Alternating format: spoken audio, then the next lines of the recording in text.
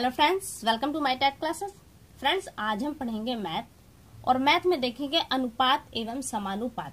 Friend, इससे पहले हम इस टॉपिक को देख चुके हैं और उसकी डेफिनेशन वगैरह हम सब कुछ जान चुके हैं और उसके एग्जाम्पल में हमने कुछ क्वेश्चन देखे थे और हमने ये कहा था कि अगली वीडियो में इससे रिलेटेड हम क्वेश्चन देखेंगे।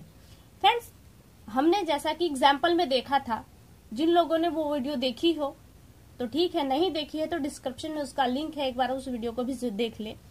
हमने उस टॉपिक में जिस तरह के एग्जाम्पल लिए थे, कभी कभी क्वेश्चन उसी तरह से डायरेक्टली पूछ दिए जाते हैं, लेकिन कभी कभी उन क्वेश्चंस को अलग तरीके से पूछा जाता है। यहाँ पे किस तरह से वो क्वेश्चन पूछे जाते हैं हम ये देखेंगे। तो आइए वीडियो स्टार्ट करते हैं। हम लेते हैं अपना पहला क्वेश्चन। देखिए, इसमें दिया है कि 70 गैलन मिश्रण में दूध और पानी का अनुपात वो है 5/2 है, तो उसमें कितनी दूध और कितना पानी है। यहाँ पे कोई राशि दी होगी और उसे बांटना होगा, वो इसी क्रम में। ये मतलब फॉर्मूला ही यही है, फॉर्मूला क्या है, ये नियम ही यही है।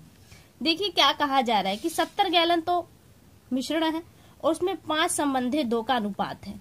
किसका?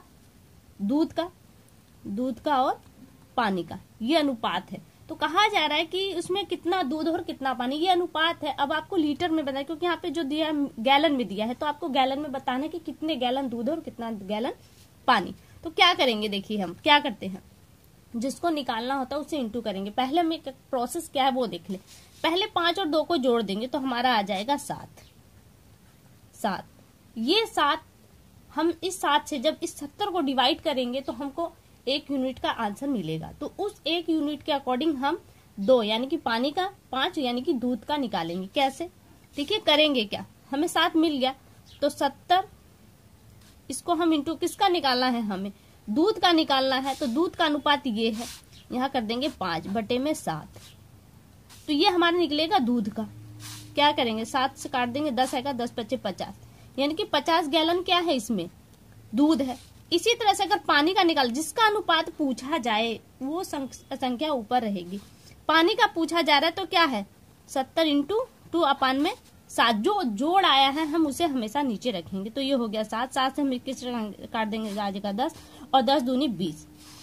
देखिए 20 गैलन आपका आ गया पानी, यानी कि 50 गैलन आपका आया दूध और 20 गैलन आपका आ गया पानी। हम दोनों को जोड़ देंगे तो आ जाएगा हमारा 70। तो देख रहे हैं यही 70 ऊपर दिया भी गया है। तो ये क्या है, हमारा पानी और दूध का जो अनुपात है वो आ गया 50/20, यानी कि गैलन। संबंध तो यहाँ पे दिया गया, ये गैलन है, यानी कि इतने गैलन दूध और पानी है। अगला क्वेश्चन देखिए। अगला क्वेश्चन दिया गया है 6, 12 और 24 का प्रथमानुपाती ज्ञात कीजिए। हमने समानुपाती में देखा था कि एक अनुपात होता है, जैसे ये अनुपात है, और इसी के ही समान एक दूसरा अनुपात होता है, जैसे ये है। क्या जो इसका संबंध इन दोनों का आपस में, वही संबंध इन दोनों का आपस में होता है, इसीलिए हम कहते हैं इसे समानुपात। तो यहाँ पे पूछा है इसका प्रथमानुपाती।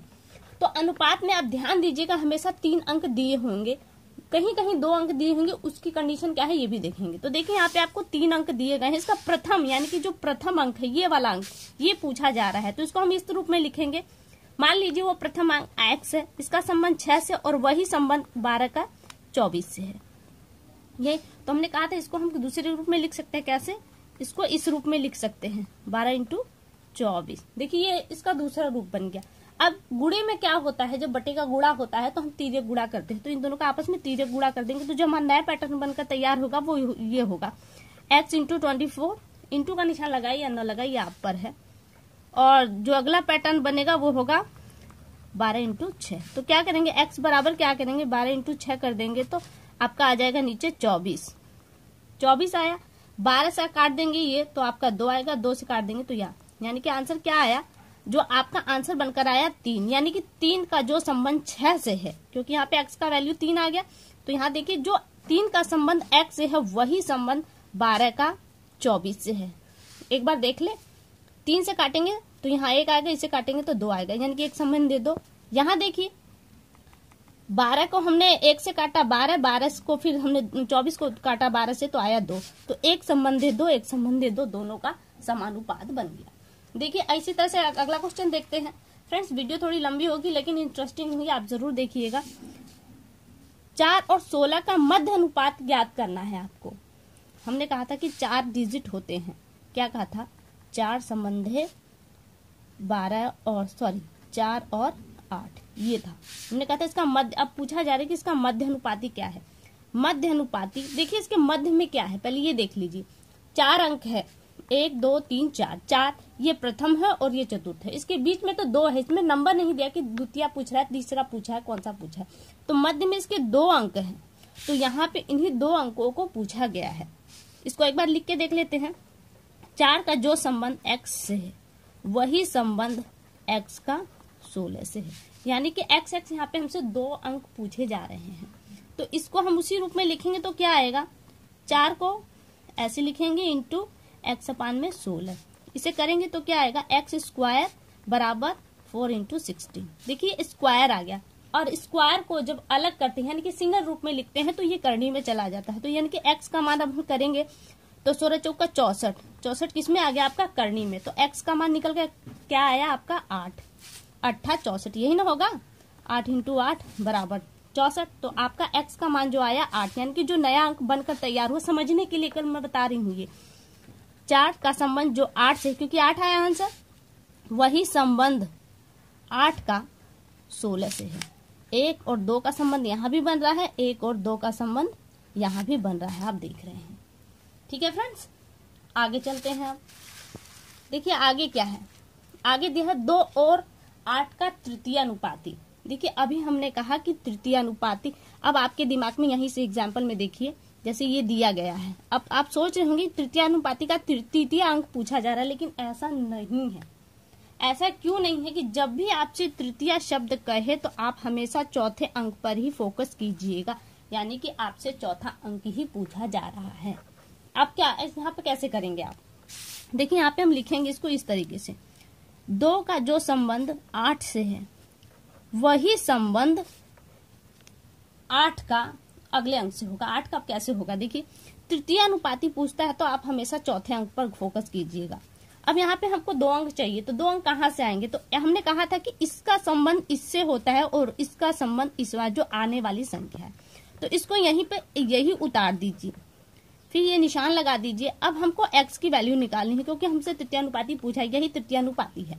फिर हमने इसी रूप में इसे लिखा 2/8 इंटू 8 में x, फिर क्या आया x इंटू इक्वल टू, अब इसी को हम सॉल्व कर देंगे, हमारा आंसर आ जाएगा। तो x क्या क्या है, यहाँ पे आ गया 8 इंटू 8 अपान में 2, 2 चौके और 8 चौका 32। तो आपका जो आंसर बनकर आया है वो आया है 32। ये हो गया आपका आंसर, यानी कि जो 2 का संबंध 8 से है वही संबंध 8 का 32 से है। ठीक है फ्रेंड्स, यहाँ पे क्या आएगा, इसको काटेंगे हम, यहाँ पे छोटा करके देख लेते हैं। 2 को काटेंगे तो 1 और 8 को काटेंगे इसी 2 से तो आएगा हमारा 4।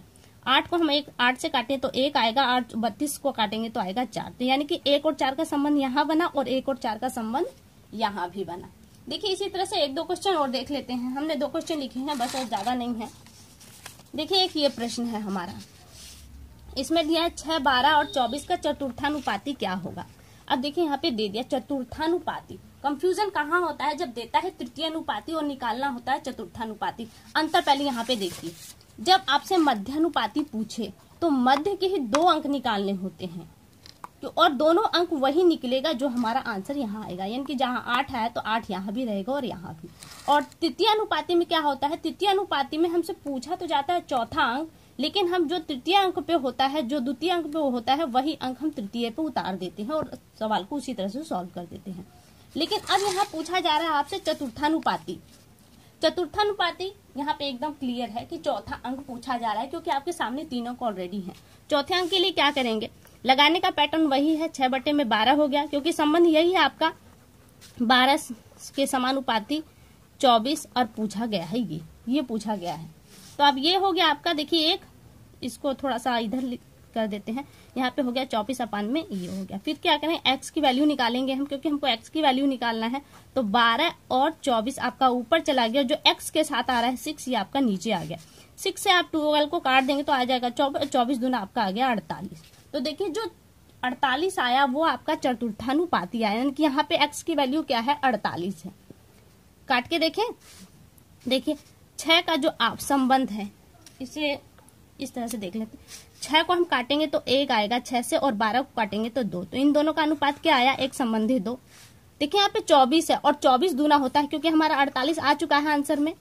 24 दूना 48, तो यहाँ पे हमने 24 को जब 1 से काटा तो 24 को काटेंगे 24 से तो 1 आएगा, और इसी 48 को जब हमने 24 से काटा तो यहाँ पे आया 2। तो यहाँ पे भी जो अनुपात बना वो एक संबंधी 2 का बना। तो यानी क्या है, ये एक दूसरे के समानुपाती हुए। इसी तरह से देखिए अगला क्वेश्चन है, ये अगला क्वेश्चन आपके लिए होमवर्क के लिए मैं दे रही हूँ। यहाँ पे है आपका 20 तथा 25 का मध्यानुपाती ज्ञात कीजिए। मध्यानुपाती हमने कहा था कि जो संबंध 2 का 4 से है वही संबंध 4 का 8 से है। तो क्या है मध्यानुपाती, जो मध्य में अंक हो। मध्य में कौन से अंक है, मध्य में 2 अंक हैं, एक 4 है और एक ये 4 है। तो आपको यही चीज निकालनी है यहाँ पे 20 और 25 का मध्यानुपाती। इसका मुझे कमेंट बॉक्स में आप आंसर दे दीजिएगा।